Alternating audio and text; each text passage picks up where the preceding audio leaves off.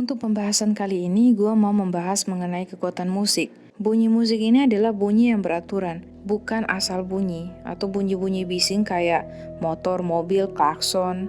Bunyi musik itu bukanlah bunyi yang seperti itu. Makanya bunyi musik ini sendiri aja udah punya kekuatan transformatif yang tinggi.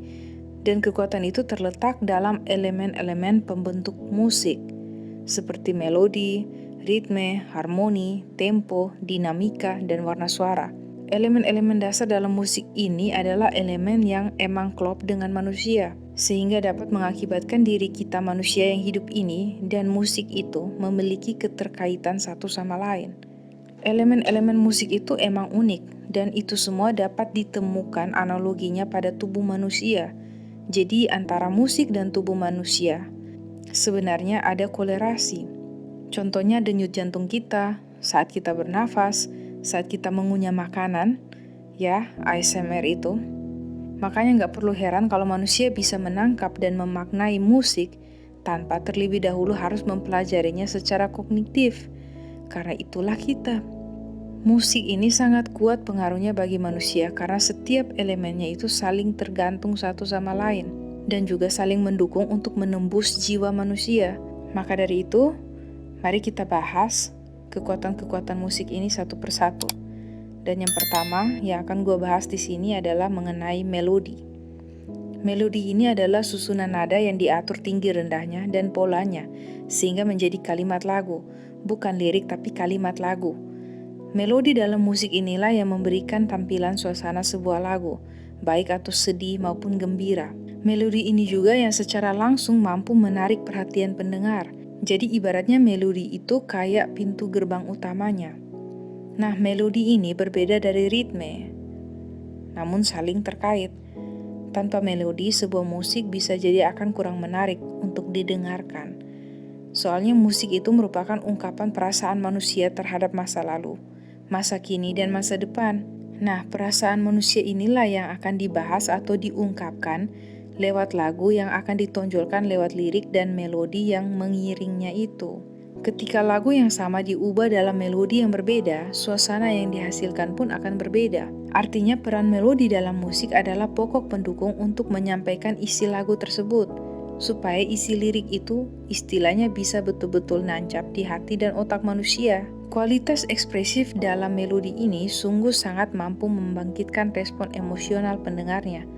Dengan kata lain, melodi yang baik ialah melodi yang mampu membangkitkan emosi pendengar musik. Jika kemampuan ini sudah dibawa oleh sebuah musik, daya guna musik itu dapat membawa pendengarnya pada pengalaman yang transenden, pengalaman yang melampaui pengalaman natural kita. Ini baru gerbang pertama loh, tapi udah sebegininya, udah sampai segini kekuatannya. Kekuatan berikutnya dari musik adalah ritme. Ini kekuatan yang kedua ya. Secara harfiah, ritme dimengerti sebagai perulangan bunyi-bunyian menurut pola tertentu dalam suatu lagu yang membuat lagu itu menjadi enak didengar. Makanya elemen ritme ini mempunyai pengaruh kuat dalam merangsang musikalitas manusia. Ritme juga mampu mempengaruhi manusia secara emosional. Ketika suatu musik diperdengarkan dengan ritme yang lambat, seseorang bisa merasa lebih tenang dan mungkin masuk dalam suasana sakral. Sebaliknya, ketika sebuah lagu diperdengarkan dengan ritme yang cepat, seseorang akan terdorong untuk turut menggerakkan badan. Dalam kehidupan sehari-hari, secara spontan orang mulai bereaksi ketika mendengar bunyi musik tertentu, baik bergoyang, menghentakkan kaki, memukul meja, menggoyangkan kepala, maupun melakukan gerakan-gerakan lain, sekaligus memunculkan perasaan seperti rasa takut, resah, dan gelisah, sampai ada yang bergoyang-goyang erotis. Ya, begitulah. Hal itu dikarenakan pola ritme musik yang bisa langsung menembus sensibilitas manusia yang menikmatinya itu. Ini udah dua kekuatannya. Kekuatan berikutnya, kekuatan yang ketiga, yaitu harmoni. Harmoni memberikan kedalaman pada melodi. Inilah unsur estetik dalam musik. Keserasian atau harmoni inilah yang akan membentuk suatu sudut pandang mengenai musik, dan inilah yang menjadi daya tarik utama dari musik. Itu kekuatan yang ketiga. Sekarang saatnya masuk ke kekuatan yang keempat, yaitu tempo. Tempo inilah yang mengatur suasana dalam musik. Ketika sebuah lagu dibawakan dalam suasana gembira, tempo musiknya cenderung cepat. Sebaliknya, lagu yang bernuansa sedih dibawakan dalam tempo yang sedang atau lambat. Dalam hal ini, tempo bisa cepat ataupun lambat tergantung dari suasana yang mau ditonjolkan dalam lagu tersebut. Tempo dalam musik pun sangat penting dalam menghadirkan musik yang indah dan berdaya guna. Dan tempo ini asalnya dari emosi pembuatnya. Kekuatan keempat selesai, sekarang kekuatan yang kelima. Kekuatan yang kelima ini namanya dinamika. Kadang-kadang suatu lagu dinyanyikan dengan lembut pada awal, kemudian berangsur-angsur keras atau mendadak keras, terus kembali melembut pada bagian tertentu, kemudian mengeras atau melembut lagi pada bagian akhir. Dinamika ini sama juga kayak tempo. Dinamika ini juga akarnya dari emosi manusia, dan dinamika ini menggambarkan emosi itu. Jadi emosi-emosi itu digambarkan seturut suasana yang diciptakan oleh melodi dan ritme. Ketika dinamika dimainkan secara tepat, maka itu mampu merangsang perhatian pendengar. Kekuatan yang terakhir, kekuatan yang keenam, warna suara. Dulu manusia menikmati suara-suara alam seperti aliran air, kicauan burung, dan hembusan angin. Kini manusia bisa juga menikmati musik lewat alat-alat yang diciptakan seperti piano, gitar, dan biola. Masing-masing alat musik mempunyai ciri khasnya, baik dalam hal suara maupun bentuk dalam musik. Nah, perbedaan karakter suara inilah yang disebut sebagai timbre atau warna suara. Semakin beragam alat musik yang digunakan, suasana yang dihasilkan pun akan semakin meriah dan agung. Akan tetapi perlu juga diperhatikan bahwa masing-masing alat musik yang bergabung dalam suatu pertunjukan diposisikan sebagaimana mestinya. Masih sama seperti elemen musik yang lain, timbre ini juga mempengaruhi suasana. Itulah keenam elemen musik yang sangat menentukan kekuatan musik. Jadi 6 elemen musik ini mampu memberikan stimulus pada otak. Inilah salah satu faktor dari sekian banyak faktor lain yang dapat membuat manusia bahagia.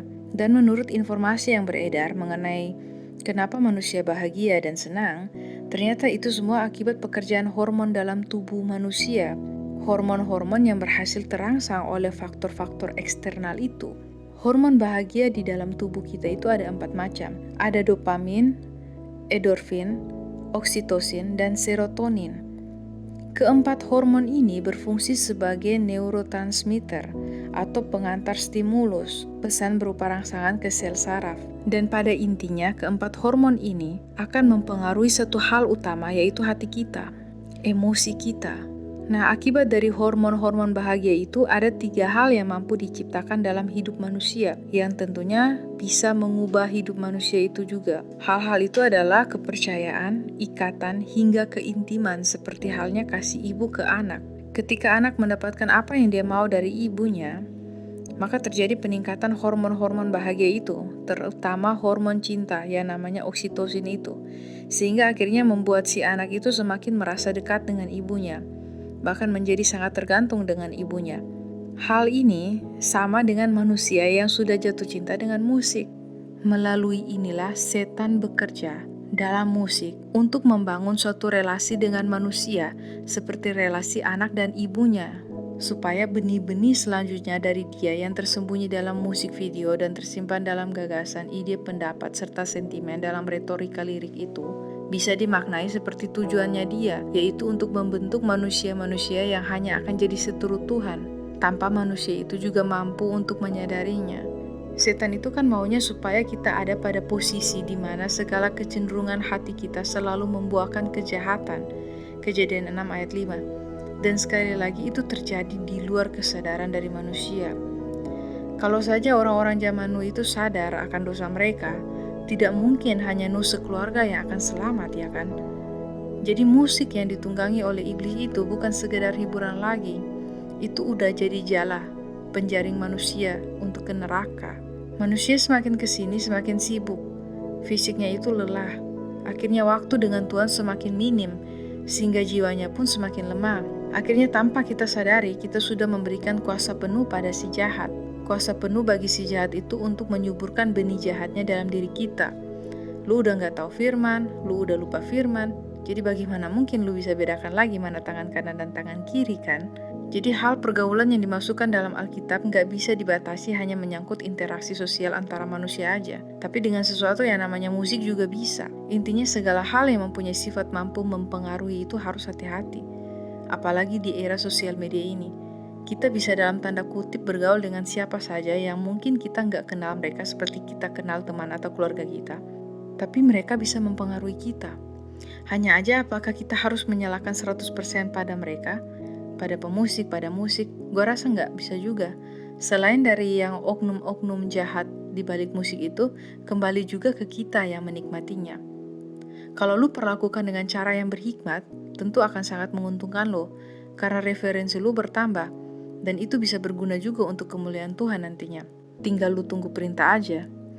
Asalkan lu nya juga tetap berpegang kuat pada Kristus, jadi lu gak ikutan bodoh bersama dunia. Karena ingat lagi masalah rohnya masih ada, dan gue akan jelasin di video yang berikutnya. Jadi gue rasa sekian dulu. Ini yang bisa gue share ke kalian. Thank you so much for watching my video. God bless you.